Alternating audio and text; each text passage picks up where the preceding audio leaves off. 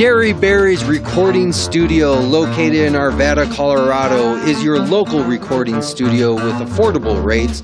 Mark is well experienced and will make your show, music, or any audio you have sound great.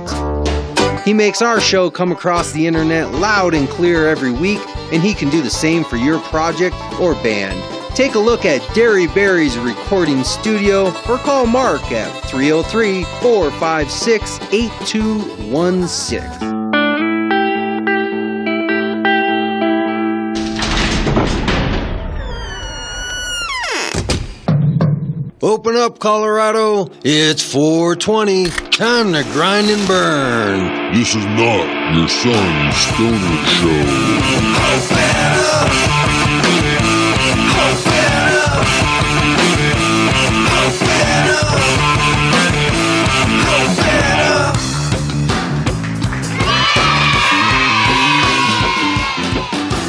Welcome back, family, friends, fellow cannapreneurs. Welcome to the Cannabis Community Project, here for another weekly podcast from the CCP studios high up in Denver, Colorado. Here exploring the business side of this newly emerging Colorado economy, focusing on the business, the patient, the retailer, to the geek in the garage creating that next innovation. This is the first media platform to help fellow cannapreneurs just like you build sustainable businesses while living the lifestyle.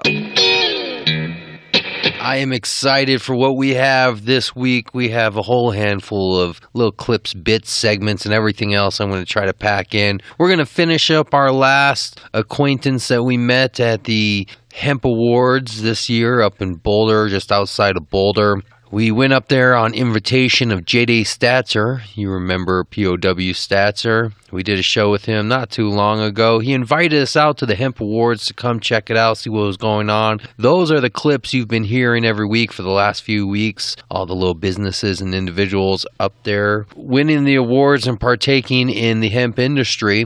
Then we're also going to go into a small segment that I got to get out there since we're celebrating Election Day, Election Week. By the time you hear this, they'll be over. I am doing this on Wednesday at 420. I guess you all know, basically, most of the states that were going for the medicinal and recreational and all the other amendments went through, but there was also a huge Republican overtake. You know, things balance out, I guess, the good and the bad. Not that I'm a Democrat or anything else, because I'm definitely not. I didn't vote for either one of them. I went third party. You know who I voted for, right, Mike? Yeah, you know who I'm talking about. This is not a political show, and it's definitely not your son's stoner show. Cannabis Community Project is just out there showing you what's going on in the community. So we're going to give you a couple minutes of an event I attended, listening to some congressmen, typical phrases and one-liners and stuff you would pretty much expect both sides. I went down to a young professionals night out where they had a couple invites, everybody, the names in the industry. I pulled a couple minutes out of there. The audio is a little bad, so bear with me on that one. I was in the middle of a big crowd holding my microphone up, doing the best I could. But before we get into that, because we even have some little surprise clips to throw in at you also, like the winner of last week's free product giveaway. Do you remember that? We threw that in after my story on the reason to rebel, why I'm part of the cannabis community. Well, we had a individual that came in and gave us his story. We recorded it, and he was the winner, so he's going to win a 1/4 ounce of a flower product from a high-quality strain. We'll see if we can get another person to call in and record or come in and record a story. You'll hear what it's about. We'll throw that in so you get the idea. Before we move on to any of that, we gotta first check out what happened last week so we don't forget, right? My memory's slipping in my old age. So let's quickly go back to last week's short-term memory flashback relapse before we move on to this week's show. We got some good music lined up also. Grind and burn.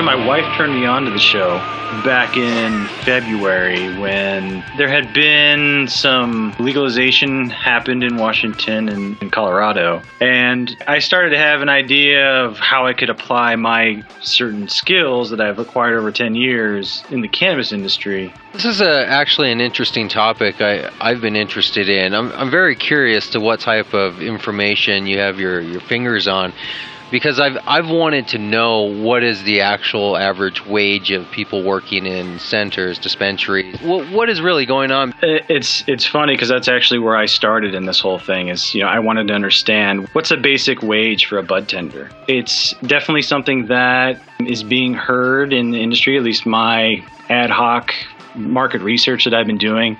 I've been scouring the internet. I probably have one of the most robust lists of dispensaries in Colorado. I've spent a lot of time. I've gone to Denver, I believe 3 or 4 times now.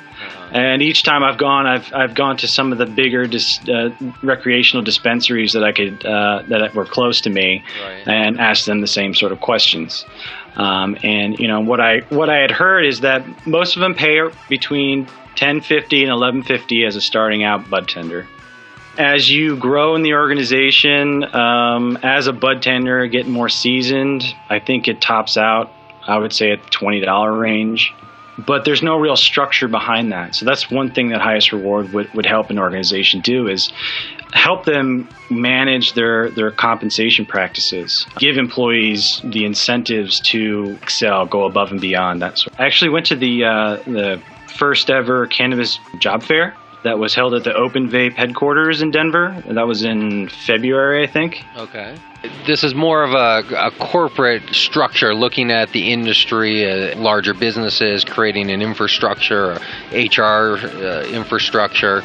What about the individual? I'm not really worried about making money. I'm actually going to give away the information that I collect for free. Anybody who participates in my surveys will get the results for free. And if you don't participate, then you pay a fee. I think people should know for both sides. I mean, both sides need to negotiate from a point of knowledge.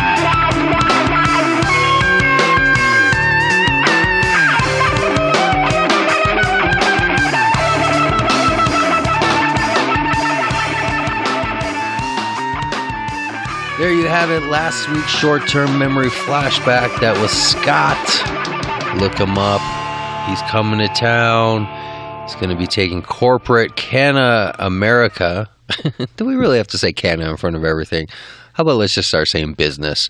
And our business happens to focus on cannabis. All right, let's not make everything the canna and ganja and this and that. It doesn't have to all be puns. We can elevate our sense of sophistication just a little bit.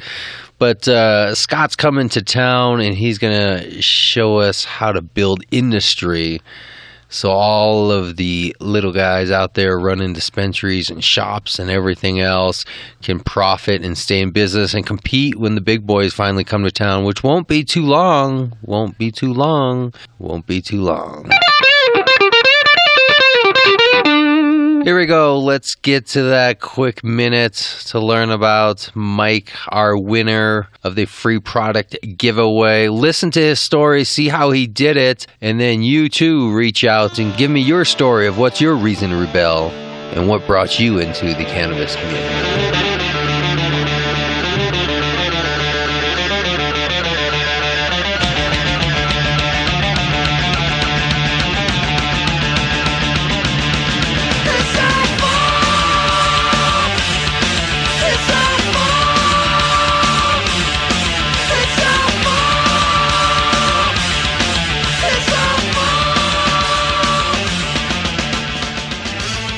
Hey, my name's Mike. Here's my story of the reason why I rebel. About a year ago, I was on Craigslist looking for a job, and I saw this concrete pouring job. It was $10 an hour, basic job, 35 hours a week. Called the company, got an interview, everything went well. Got a response, went down and met the owner of the company. Everything looked good. Came back third time, they're like, okay, he looked good, everything's sweet, now he in a cup. It's like, that might be a problem. Showed him my red card. They had a look on their face of absolute death. They looked at me like I was a terrible person, someone who cannot be trusted. lady took the piece of paper, my rate card, over, showed her supervisor. Hear them in another room, gossiping, hating on me. Can't believe this is happening, they say. They hand it back to me, tell me, obviously, that I'm not a candidate for the job anymore. And so I walked out of the store. Call it a walk of shame. That's what it felt like. And that's my reason to rebel. That's why I joined the cannabis community.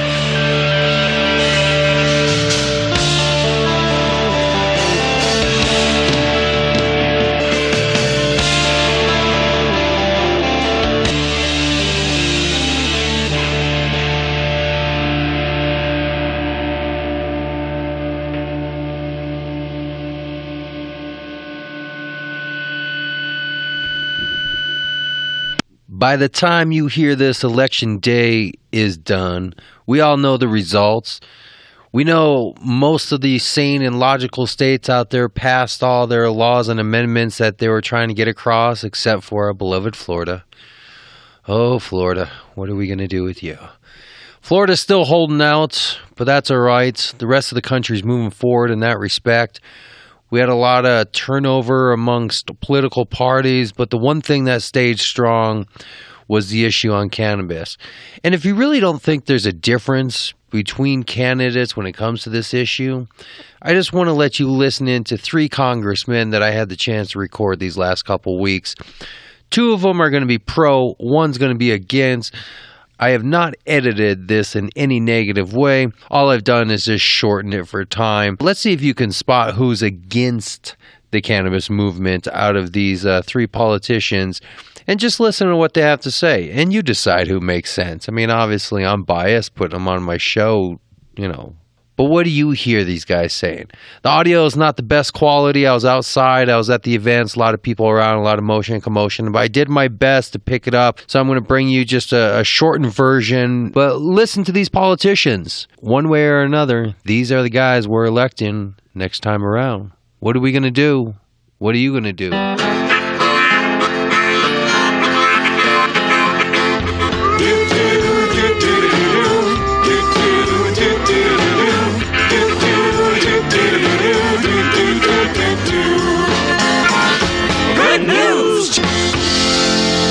Thank you. Great introduction. It's so exciting to see this exciting newly legalized industry taking off here in Colorado. And of course, we're in the position to be in the leadership of moving forward. I was excited to help get into the Farm Bill, our amendment to allow research on industrial hemp at our universities. We're working closely with CSU and CU, collaborating together to hopefully, within a couple of years, develop certified seed, which will immensely help. The biggest problem we hear from is, of course, acquiring seed and making sure that we have seed that has below the legal levels of THC would be a tremendous process. And then if you have that certified seed, the farmer wouldn't have to do any post testing or anything like that. So that's what we're working on. Obviously, interstate issues as well. Couldn't be more excited to be the recipient of this award. I hope to be able to convince more and more of my colleagues with industrial hemp crop here in Colorado and across the country. It's time to start moving back to an important industrial crop that better be able to tap the great economic and health benefits of industrial hemp. So I really am grateful for this award, and thank you very much.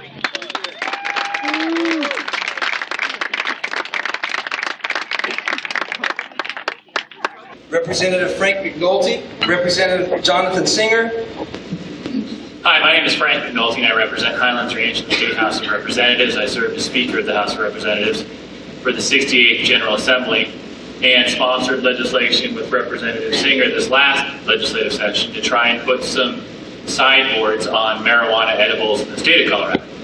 My goal is to make sure that the industry is not making and selling things that appeal to kids, that those products are not put on the shelves of marijuana retail establishments in the state, that we do keep the drug out of the hands of kids, and that we take every means necessary to avoid accidental ingestion.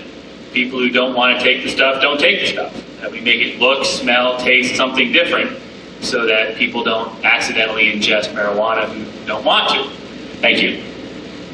Jonathan? Thank you. So I actually sit, there's a ad hoc tax revenue committee that's meeting right now, and I sit on that. And one of the things that I try to remind people is that really what the best policy is shouldn't be driven by how much this can fill our state coffers.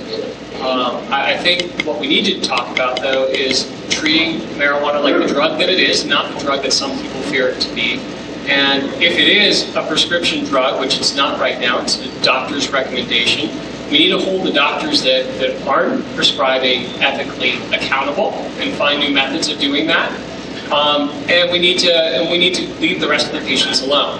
But to talk about this in the context of tax revenue is the wrong thing to do. We need to treat patients like patients and treat doctors like doctors. And ultimately, one of the biggest issues with tax revenues, Amendment 64 gave the ability of local governments to ban retail sales in their community. And so in my community of Longmont, they banned retail sales, just like they banned fracking. Longmont, you want it, we ban it, I guess.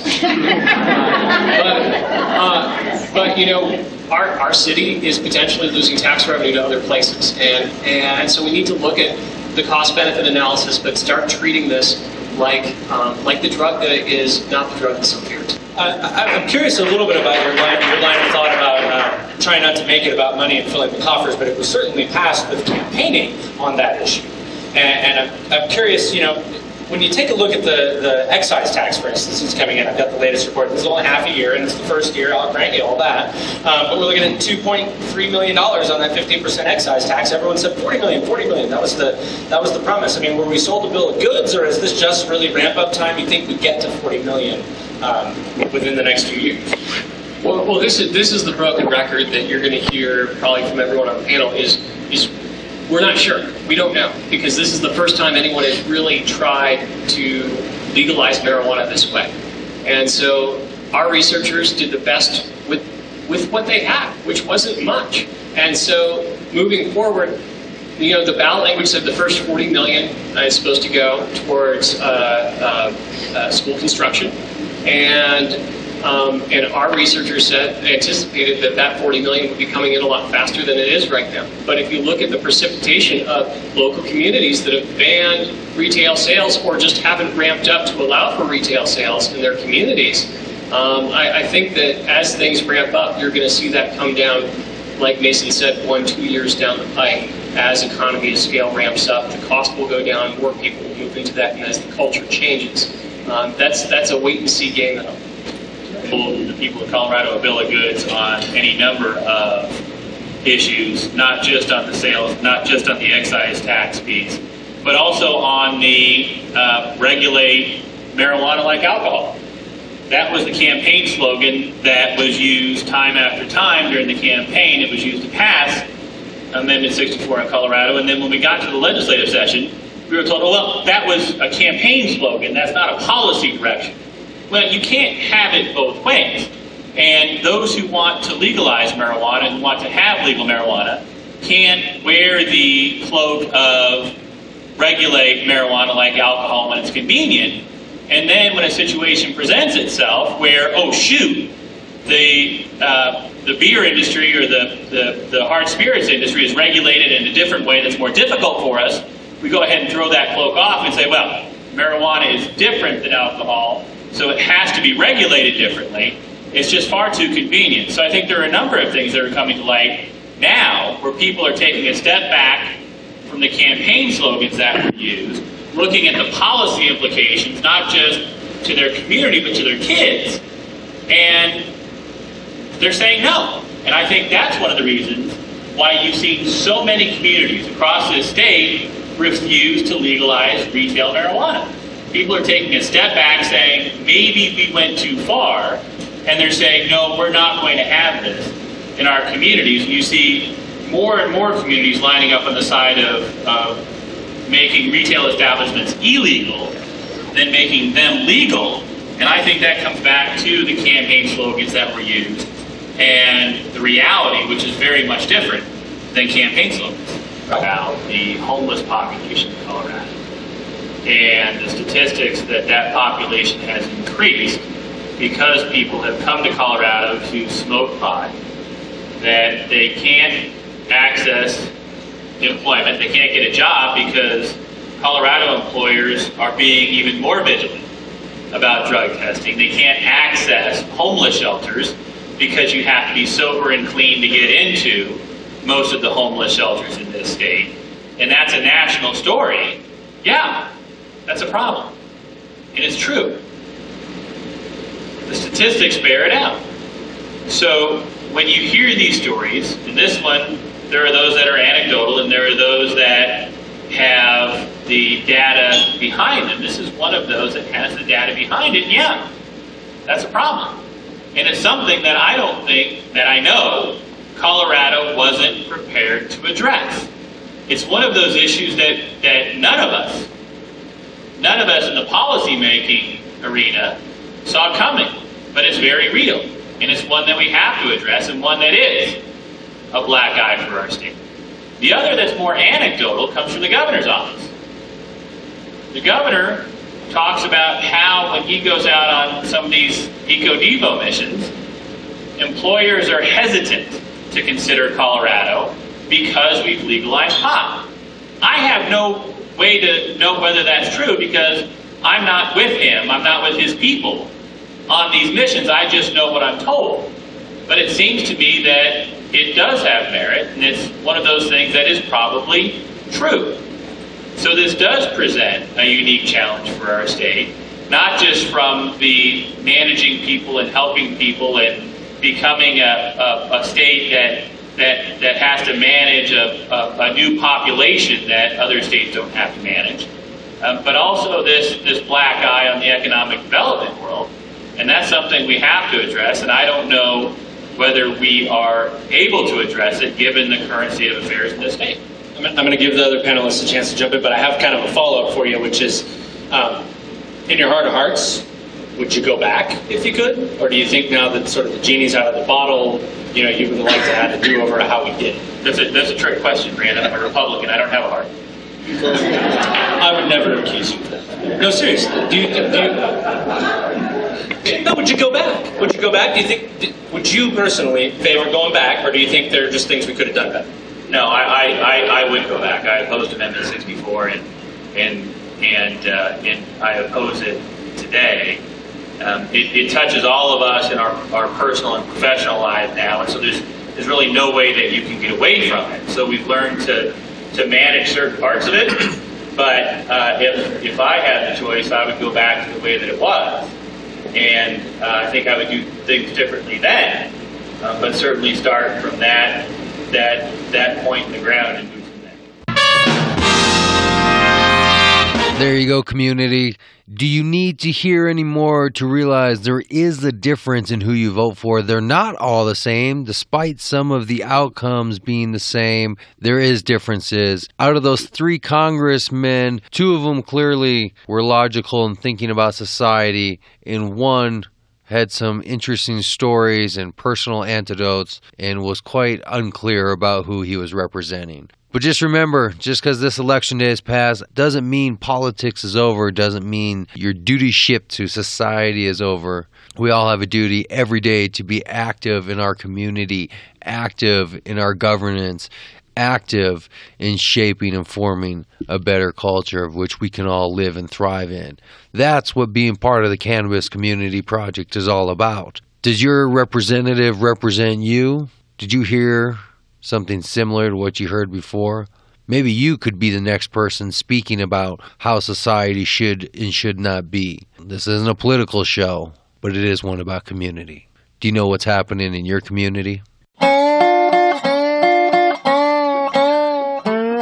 Cannabis Commodities Exchange. Go to www.cannaexchange.com, the online marketplace where medical and recreational marijuana businesses can list products for wholesale, make custom purchase requests, and negotiate transactions with other users. CCX provides a secure cannabis training platform to Colorado licensed retail and medical marijuana businesses. Stay tuned. We're the Open Hemp University. The website's hempuni.org, nonprofit association. We are seeking accreditation. There's 2 different levels of accreditation. We'll have regional accreditation within 3 to 5 years. The National Accreditation Agency says that the process usually takes about 10 years. Our credits will soon be transferable. We'll be able to give out certifications, which will be similar to an associate's degree. We're working with national accreditation so that we can offer bachelor's degrees, associate degrees, and postgraduate doctorates, PhDs, and stuff like that, with a focus on hemp. We plan to have courses that are general education, your normal prerequisites, reading, writing, math, literature. The online courses will fund the courses, buy the equipment, and set everything up so that we can offer the hands-on processing, growing, agriculture. We have the 320-acre farm we're planning to build, has both geothermal well that flows at over 400 gallons per minute right now after it's been restricted. It has the Costilla ditch runs across it, so we have a share on the Costilla ditch, so we can teach gravity-fed, ditch-based flood irrigation, and we can teach pressurized pumps, all that type of stuff. A lot of people coming into this industry don't have an agricultural background, so we need to start from the basics in agriculture, teach people how to prepare the land, test the soil, amend it, build up the... To become farmers. It's farming. It's Absolutely. 2.0, right? Yes, you have to learn how to be a farmer before you can be a hemp farmer. And Exactly. in addition to that, a lot of farmers and people who do have agricultural experience don't have experience running small business. Right. So we want to teach people the aspects of accounting, business accounting, how to market their products. We need people to know how to write press releases. Eventually we'll have multiple degrees. We want people to be able to major in numerous subjects, but we see a potential with hemp, and a big part of what we're doing is trying to start setting industry standards. So standards for construction, standards for medicine, standards that will allow us to create consistent product and actually allow us to do more with hemp. In addition to that, all of our resources are going to be available for free or for cost. So if you're a member, you get access to our online digital library for free, which will have our textbooks in digital form. It will have all of our research. Anything we digitize from old resources will be available to you. We intend on having membership to other scientific publications so that you yourself don't have to pay the $40 to read that article or that study about hemp and how it's being used. Instead, you can have access to it for free, and the university will pay for it. And the stage that we're in right now is the fundraising and establishing the roles and everything. We have a constitution and bylaws that we wrote, we enacted, so the association exists. We can open a bank account, we can take donations, but we're still working on, between now and January, we're fundraising. In January, we hope to release a course catalog and start enrolling people for fall 2015 courses. There's a lot of things to cover because we're such a different type of institution. Yeah. We're shaking up the educational institution model and creating something that's student-centric. We honor the fact that a university exists to provide an education to the students. We need to service our customers, which are the students. They're asking for an education. We designed the entire business model to support the students and getting the education they want.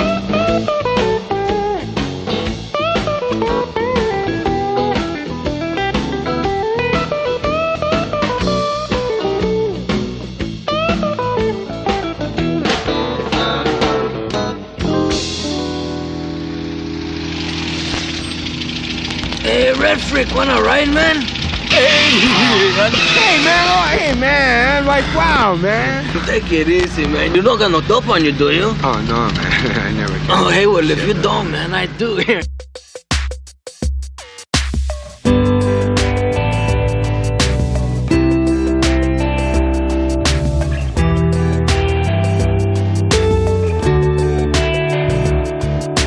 And so it's come to be that the tools that paved our history seem to be their lies and selfish greed, and selling fear was key to protect an industry, stopping anyone from questioning when all for one means all for one. No room for we in this underworld democracy when all for one means none for all. Oh, can't you see? This hypocrisy belongs to you and me. You and me. You and me.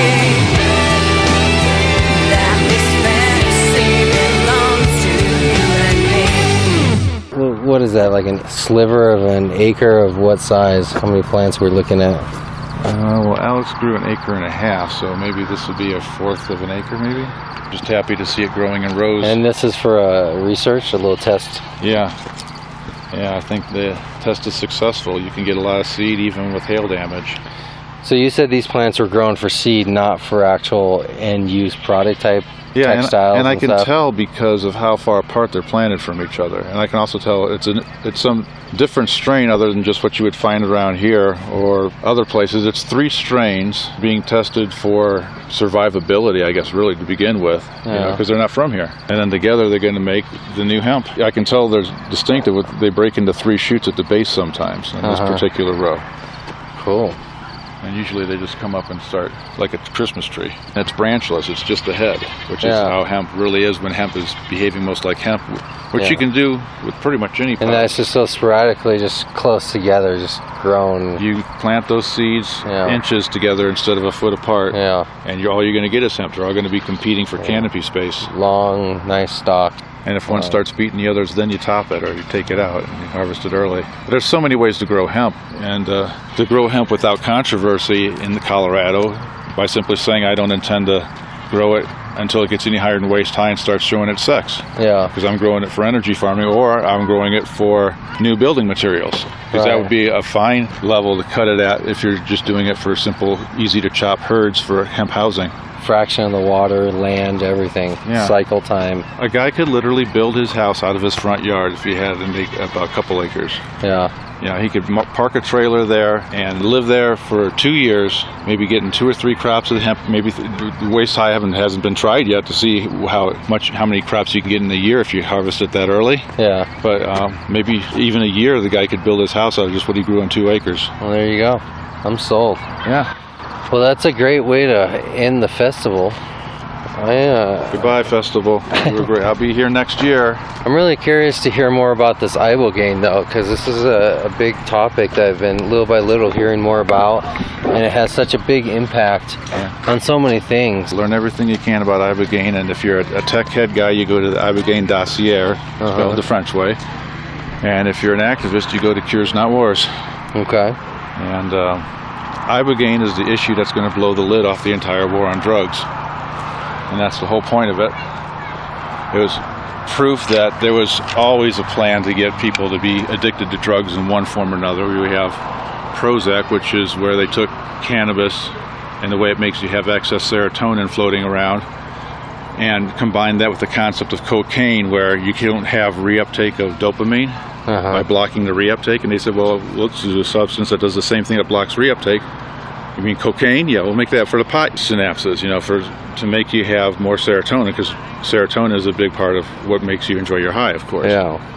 Why it's good for PTSD, why it's good for just general mental attitude if you're really messed up and you need your medical. It fills in those missing gaps. It is, and that's why I've always advocated for cannabis as an herb rather than as a pure drug. You start, separating it out. But we're learning. This is a great learning process, and this is where it starts. But we've also got to unlearn a lot of stuff. People think when you're an addict, you're addicted for life. They think you're alcoholic. You go to AA meeting, and they say, "Well, first thing, what is your identity? I'm an alcoholic." It's like a brain rewiring. I don't go for stealing my own identity. You've been rewired to the point now where you're like that forever. So what is ibogaine? What does the word mean? Where does it come from? Ibogaine is what does that have to do with drugs? The name of the shrub, it's the Tabernathi iboga shrub, and then other shrubs like the vocangine have similar molecules that could be easily refined into ibogaine.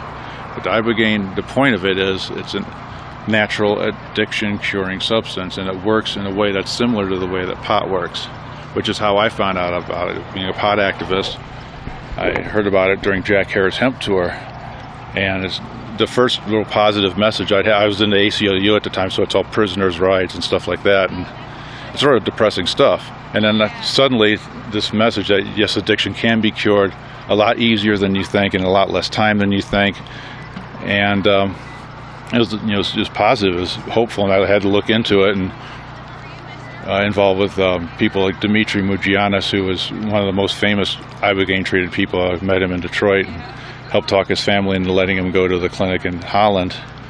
And to cure addiction. Yeah, and he went to the best place in the world for it, and then he got back to his roots by going to Greece, which is, of course, where he's from, and then back to the States a couple years later, and he hasn't had any desire, no craving, no interest in using heroin. Say cure in the sense of a definitive yes. no more? I know alcoholics like to say there's no such thing as being recovered.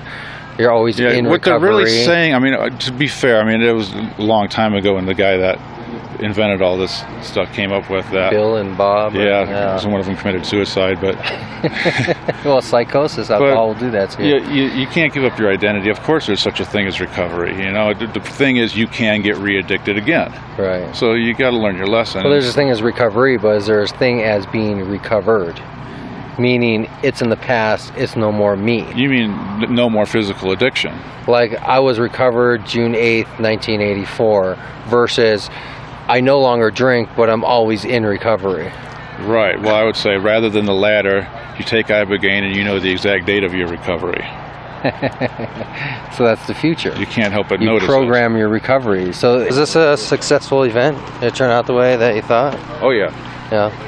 I've seen a lot of first-time annual events over the decade, and this, I think, has all the makings of a really great annual event. I'm kind of not in favor of them changing the date to a later month, and if they do, they should have a substitute event somewhere. So there's a call out to you people in Colorado now, you can have an annual event about this time of year, but the people that really have the interest in the technology and the money behind them in some cases, but in other cases sometimes the machinery itself, are ready to go, and they can come together at a place annually like this. And that's what activism is. It's not just coming together for a party, it's coming together to actually make a change. And to make a change, you have to have it be a meeting. In the 60s, everyone knew I was on the same script. It was very obvious to end the war in Vietnam. And so at the drop of a hat, anyone could start what they would call then riots, but were just public demonstrations. Everybody knew the script. Hell no, we won't go.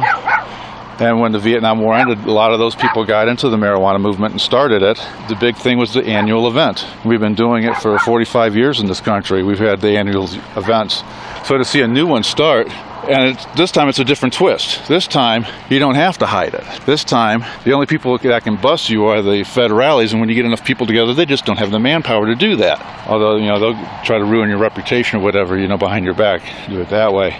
So we have to have our personal security systems together. We've really got to have that, and one of the great ways, again, is to network with good people here and form community. And that's why I really felt here. I mean, it was just vendors this time, mostly vendors.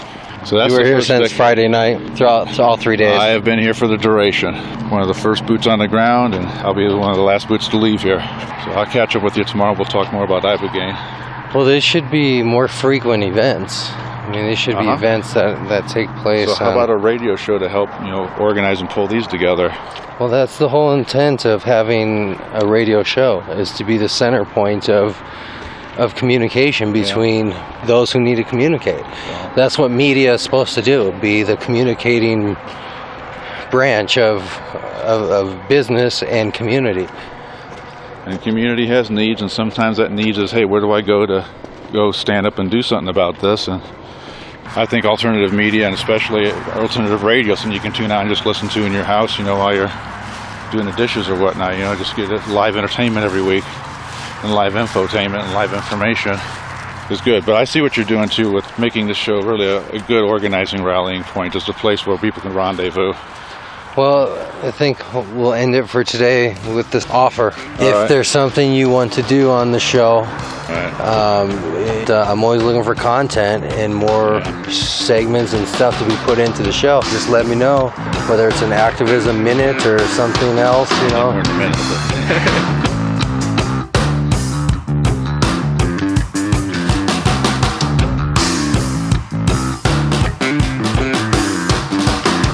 Thanks for listening to this week's show. Make sure to come back next week. We're going to have more guests lined up, speaking with dispensary owners, growers, business owners. Make sure to follow us on all of the social media, Facebook, Google+. You can listen to our shows live from the website or your preferred listening platform. Find us on iTunes, Stitcher, SoundCloud, Spreaker, even YouTube, all under the same name, CannabisCommunityProject.com. We'll see you next week.